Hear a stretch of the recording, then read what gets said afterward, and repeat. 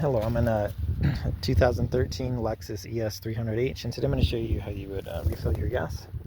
So from the driver's side, as long as you've got some power to your car, this button should release the safety cover.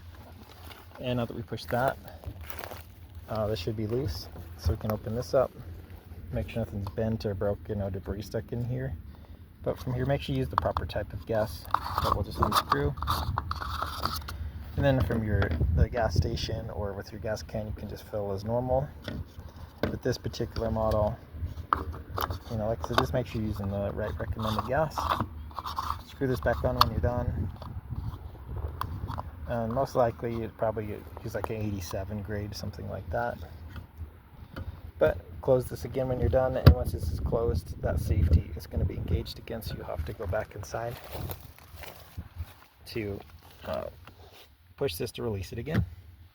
But I hope this is helpful. Hope you have a wonderful day.